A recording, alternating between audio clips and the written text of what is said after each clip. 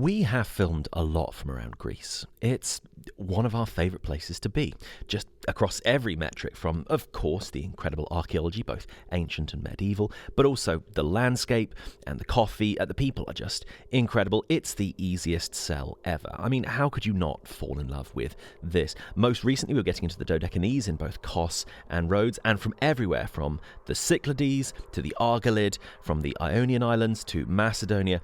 As far as we've been able to this point, we've been catching the ancient history of Greece. And sometimes it's like this, but just as often it's this.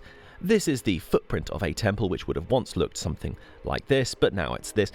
This is the reality of the overwhelming majority of ancient buildings. They were invariably robbed of their masonry. What survives is just anything that had the good fortune to be covered over by shifting earth. Survivors at height are very much the exception, and most thanks to being incorporated into other buildings, some becoming churches.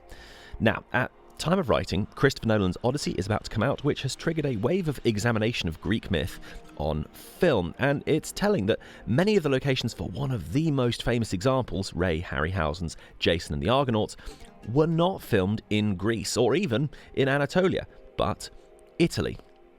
Now, that might have been expedient down to cost. I mean, the whole spaghetti western pipeline was specifically Italian producers filming in a mixture of Italy, Spain, and some other European locations.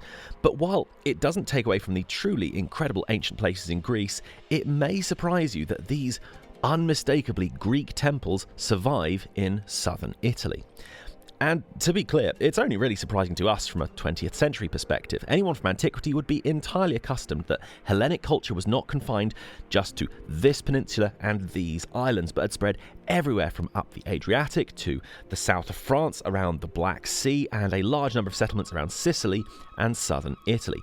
And this did not end with the arrival of the Romans, but the links of southern Italy with Constantinople carried on into the medieval, and to this day there is a dialect of Greek that still survives in the furthest tip of Calabria, where we'll eventually be heading on this trip. But we are getting ahead of ourselves. For this episode, just know we had some truly incredible ancient places to catch around the Bay of Naples and beyond. That's got to be a title card.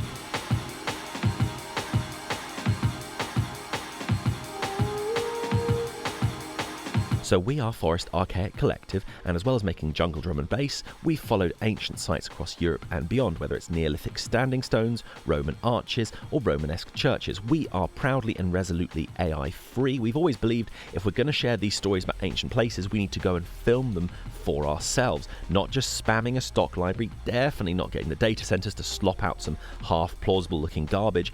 Actually go and see these things for ourselves to show you. So please support us in doing that. More on how at the end of the video and in the description.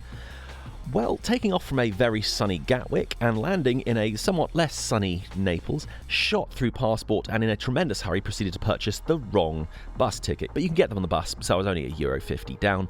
Naples airport is really pretty close to the city. It's not like Malpensa, which is miles and miles out. You're just on the bus and you can get to the train station in about 15 minutes. I had to be quick because my first hostel apparently shuttered at 9 p.m. and working backwards, that actually left very little margin for error. Hostels are usually a bit more lenient with arrival times, but I didn't want to chance it. And it's a good thing I glanced at my train booking, as that is Napoli Centrale, but over here is Napoli Garibaldi, which is a different line, more of a suburban metro, and that's what I needed. So, busy, but it all worked out. I pulled into the station, there was a perfumed scent in the air that I couldn't place, but walked about 100 yards to the hostel, and this was kind of funny. When I tried booking this at other times, such as on the return leg, it appeared to be fully booked. So, right, okay, it's in high demand. A lot of people coming through here. So here was me, after a day of traveling, like, come on, right, wake up, game face, got to be sociable, be an interesting person to be around, come on, wake up. And there was one other person. It was a girl from Denmark, she's nice to talk to, plus the host and his family, who seemed lovely. Anyway, so it turned out to be a nice evening, a bit quieter, but much more relaxed. Well, I was up the next day. It, in fact, turns out too early. The front door of the hostel was locked and I had no way to exit. So despite waking up ahead of my 6:30 alarm, I needn't have bothered, as the 7 church bells just a couple of hundred yards away were all clanging loudly for 2 minutes straight. Well, I paused for about 20 minutes, and then past 7, thankfully, my hosts were awake so I could head out. I haven't yet specified where we are, other than adjacent to Naples. A lot of you have got it already. We are in Pompeii. And beyond just the ruins, there is a modest-sized town here. There were spots of rain as I stepped out onto the main piazza by the church. A point of curiosity, if this is local stone, which seems highly likely, this is very close to the sort of stone you get in Catania, in the shadow of Etna. It's this sort of burnt-looking, I'm assuming it's like a basalt or something. Anyway, espresso, it was only €1.20. It has that familiar Italian flavour, like unusually dark, but, a solid effort on this one. Ugh, it just felt so good to be back in Italy. That was just what I needed. Well, after some views of the perimeter of Pompeii site, time to check out and stash my bag at the hostel and get myself out to a certain archaeological park. You might find it strange that a visit to Pompeii is not what we led with the title and thumbnail. Well, this is a little different from normal. Everyone who's at least made it through primary school knows about Pompeii. Volcano equals great preservation, yay for everyone. But unlike our normal shtick, where it's kind of like, here's the Basilica Necropolis portico of Schlumpety Gumpton. Wait, what, you haven't heard of it? Can't believe I'm going to have to animate that. So yeah, the perspective of many of our videos is, hey general public, here's an ancient place you're probably unfamiliar with, let's talk about it. But for now, instead of focusing on the what of Pompeii, that's for a future explainer video where we can go much further. So how is it? What's it like to visit? Well, there isn't really a time of year where this isn't going to be busy. I was visiting in the first few days of April, way before European schools would have their Easter break, and it still had a few hundred of us trooping in at the 9 a.m. opening. To give you an idea, the site has just recently introduced a 15k limit. That's a limit on 15,000 people in. Oh, and that's just before lunchtime, which does give you the idea of the sort of footfall they're accustomed to. Anyway, yeah, get to the gates maybe 15-20 minutes before opening, and you should be among the first. And yeah, those 15k are not all pre-orders, so you shouldn't have too much difficulty just showing up on the day and buying a ticket in person, although maybe in the height of summer, don't necessarily take my word for it. I headed in the amphitheatre entrance, which is closer to the modern town. It's somewhat quieter through this way. I think most of the coaches enter from the sort of western side. The amphitheatre is having some work done, and this is actually a theme through the site. You're not over-complaining, but there's a pretty high amount of hoardings, like, sorry, building work, oops, not in there, oop, not in there either. Oop. Yeah, Pompeii remains this huge work in progress. Well, the streets that extend to the amphitheatre are a little more modest to the bigger main streets that we'd eventually get to. It's a pretty surreal experience. You're passing all of these walls, which, they seem normal enough, and yet nothing has a roof on it. I began to see some of the things I've seen people post from Pompeii.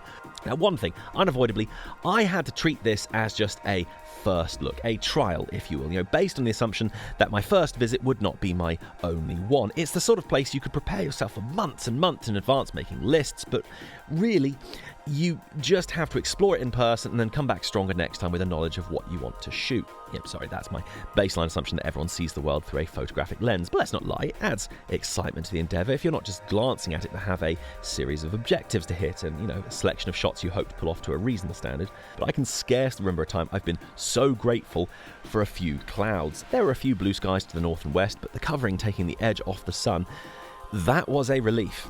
So I'm putting up various shots I was getting. The particular bonus being earlier is getting the wide shots of streets with few or no people, but I'm not about to bust out an exhaustive breakdown of the site. That's a job for the Roman series, and we're not there yet. Taking a broader view, it's a funny business because your average Roman site in Britain looks like this, or maybe this, ankle-high excavations mostly. There's some exceptions, but that's mostly it. Does Pompeii render all of those redundant? Well, interestingly, no. Yes, it is quite something to walk down the streets of a 2,000-year-old town, but don't mistake, it is an incredibly evocative space, but it isn't just like someone turned out the lights yesterday.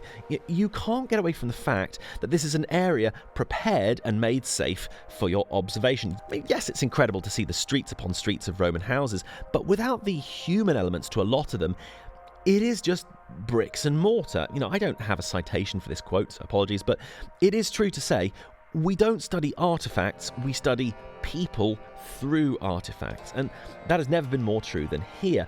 Where Pompeii really comes to life is those delicate brushstrokes of miraculously surviving frescoes, which speak of humans who had desires and wanted to be comfortable and maybe flex a bit of wealth and just have a nice space. Those are the places where Pompeii really shines. It's those human elements. The streets are going to be thick with school groups, so you're not going to be losing yourself in the space like you're the last survivor of Vesuvius. And look, don't infer any sort of negative. If anything, I'd put too much pressure on myself. I needed to get good coverage, and a large part of what was propelling me through the streets was just looking for compositions largely devoid of people. It is quite comical that at various points the peak of Vesuvius is poking through like it's wearing the hot dog costume saying, "Oh, we just need to find who did this." But the museum fatigue is real. In indoor museums, it kind of manifests as me unintentionally holding my breath to try and steady the camera, which, combined with staring intently for 2+ hours, generally results in me developing a persistent headache. But zeroing in on details and being very intensely on duty does take it out of you, and I knew that post 11, getting into my third hour on the site with near constant walking, the returns on what I could capture were going to be diminishing. And yeah, what were turning out to be the biggest treats were kind of the sort of street details, the flagstones, the iconic stepping stone crossings. Those were really bringing Pompeii to life. But man, it is really easy to trip. I mean, please believe this is a lot less smooth than it looks, and between dodging large tour crowds coming towards you, just hopping up and down curbs and having to watch your footing almost constantly, it really takes out on your feet and ankles. Kind of not far off a day at a rocky beach, just like hopping between stones. So I have never needed a decent break for lunch quite as hard as I needed it now. So leaving the site just before 12, I had about 90 minutes to take lunch and catch the next train. So an IPA plus an espresso plus a pizza, that was nothing short of crucial. Having a chance to absorb and reflect on Pompeii a bit. I am not trying to be too cool for school, but I think the rush I got from exploring Ostia was greater than Pompeii, mainly because we only had to share the huge site with maybe 10 to 15 others. It's not to take away from Pompeii. I mean, both are places I would unreservedly recommend to all the human beings, but Pompeii is very full on. And yeah, it's going to get at least 5 figures of visitors pretty much any season. A roasting August day here does sound like a bit of a trial, but yeah, don't think you've dodged the crowds by going in lowish season either. This is still more like the Parthenon in Athens. It doesn't really have down days. Well, I was feeling pretty great as I drifted to the train out of Pompeii, connections to Salerno, and then a slight threat of rain. I was out at Paestum. It turns out I've been saying that slightly wrong to this point, not Paestum, but Paestum. You can already see the encircling wall as the train pulls in, and wow, how's that for an introduction? The Porta Sirena looking amazing just a few steps from the train. So, what is this? Well, Paestum may well be one of the most remarkable sites of Magna Graecia located on Italian soil. The temples are a close call with Agrigento, but these are the unmistakable footprints of the ancient Greek population that settled here, and Paestum has perhaps some of the best surviving temples anywhere, particularly the Temple of Neptune, or more accurately, the somewhat less exciting title of the Second Temple of Hera. Again, it's a close call between this and some of the temples on Sicily, but the winners are undoubtedly us, because we get to witness all of this awesomeness. Now, these shots are not the best from the trip yet. I had left this till later in the afternoon as a casual stroll around the perimeter. There is so much here, I didn't want to have to rush it. And sure enough, I mean, even with Pompeii leaning on the scales wildly unfairly, this is a big site, so you can catch a lot from the perimeter fence. Arguably, that's the free tier, as there's functionally nothing that's not visible from the road, but also took time to trace the exterior walls. Again, these are usually long gone, so it's really nice to have them remaining in place. Yeah, I think the block size has to be a contributor, as smaller masonry could be readily pilfered and reused, or just demolished to expand a farmer's field, but a lot of these, even with, 4 to 5 people, you could barely make them budge. And while weeds do encroach on most of it, it is quite incredible it's here in the form that it is. To give you a rough idea, the walk just in a straight line from the Porta Sirena to the road, which is pretty much dead in the middle, that's a little over 10 minutes. That's about half the width. You can walk from one end of Chichester Centre to the other in 10 minutes. So for antiquity, this was a city of considerable size. In contrast to Pompeii, which is way more than just the archaeological site. There's all the commerce that rings it to catch the passing tourist footfall, but there's also a whole town in its own right. Whereas Paestum, there's virtually nothing here that isn't specifically for the passing business of visitors to the archaeology site. It appears to be scarcely any residents, maybe 2 to 3 farmhouses. The one exception to that, not content with the ruins from 500-ish BC, there's also an early basilica here from the 400s AD, but with some rebuilding in the 1100s, so couldn't resist a peek at that. Well, took my time around the perimeter knowing I'd be back tomorrow for the really good footage, fingers crossed at least. A little bit more of an explore of the walls, left it slightly too late, had to jog to the train, but left Paestum feeling tired but elated. And I'd mentioned we've got some pretty incredible temples in Sicily. We have an entire playlist of Italy. These episodes rarely got any traction, which can't help but feel a little bit hard done by. The Rome episodes were a pretty good breakdown of a lot of the most significant ancient sites in the city. I also mentioned Ostia, that's very much worth a look. A lot from Sicily, there's a huge amount there, from Syracuse to Naxos to Agrigento to all the Arabo-Norman loveliness of Palermo. There's also Friuli in the north, which is a part of Italy that almost never gets talked about, but other than the city of Trieste, there's the ruins of Aquileia, which are incredible. We were just recently chasing down Lombard sites in Pavia, which was very exciting, and that also incorporated a bit of time back at Lake Como, which, I had missed so much. It's a truly incredible place. But yeah, whatever we do, however many places we add to our growing library, the odds are always against us. I was actually cracking up somewhat. As I was finishing the episode last time from Montenegro, I don't know, these titles and thumbnails, I was worried, are they tipping into the realm of being disingenuous to the point of annoying?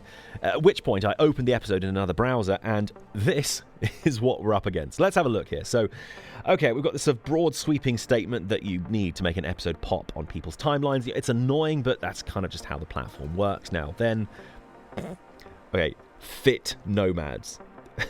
Fit nomads. Hey, do you think our channel name is, I don't know, maybe a bit on the nose or just dumb as rocks? Going further, we've got, let's see, a slop rendition of what is presumably a representation of Mostar Bridge, not even remotely close. Then here we go. Okay, older man points and looks shocked. Wait, that has, oh my goodness, that has 200,000 views. An old man that's astonished by the concept of trees and breakfast. And there's a lot in the genre of elder man points at nothing in specific. Morton Smallby.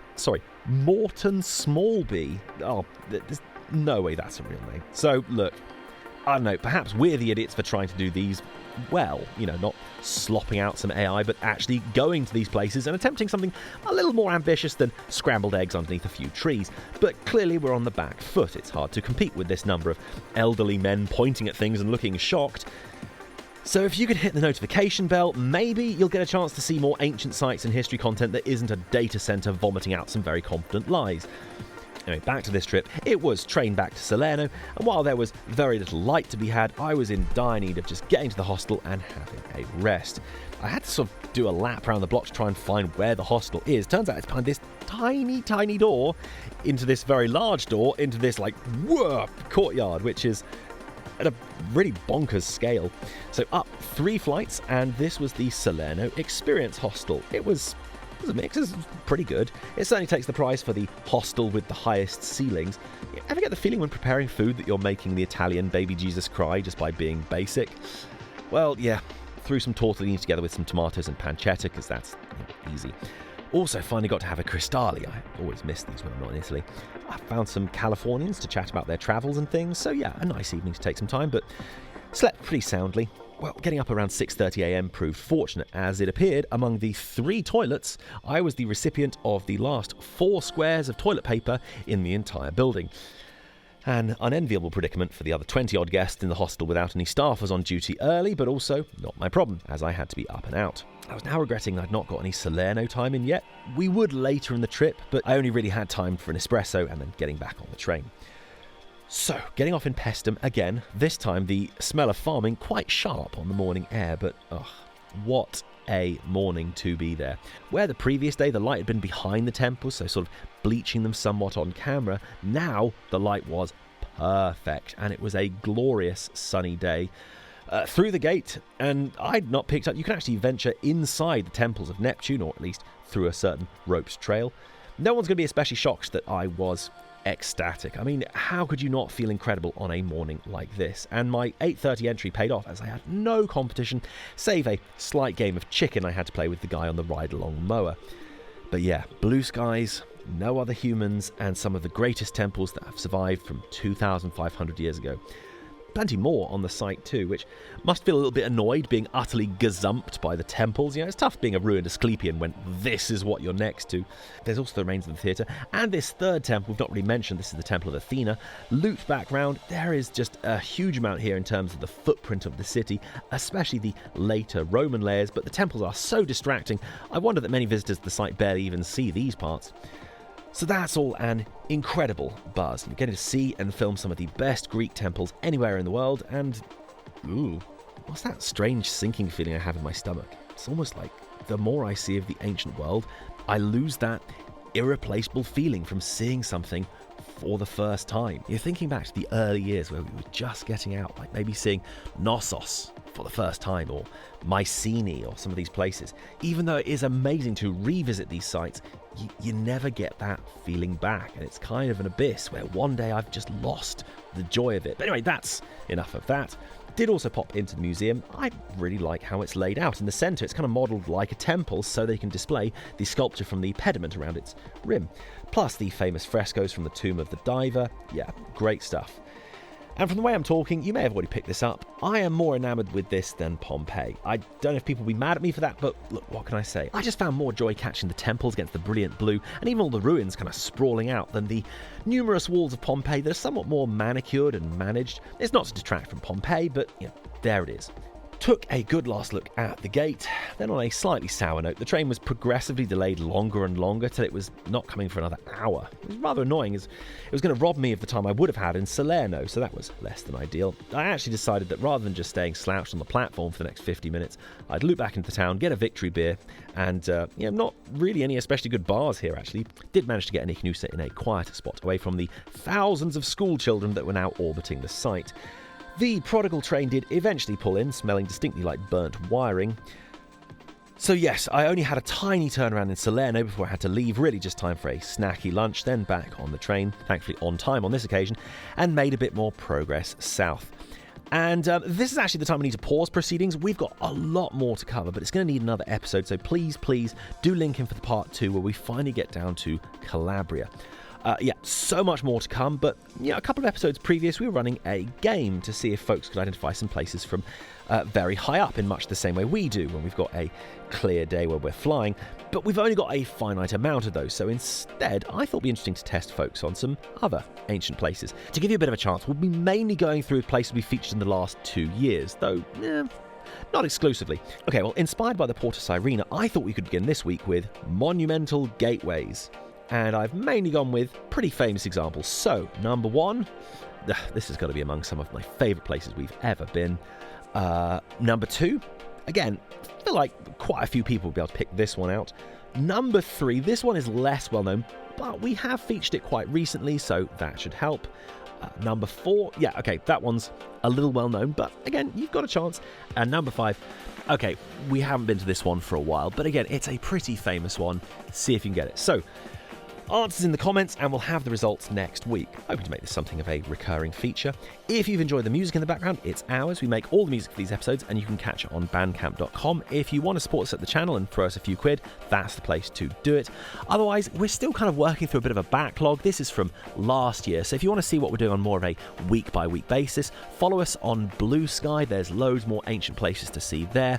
And please hit a subscribe and hit the bell. There's a bunch of playlists you can check out, and otherwise, we'll catch you very soon.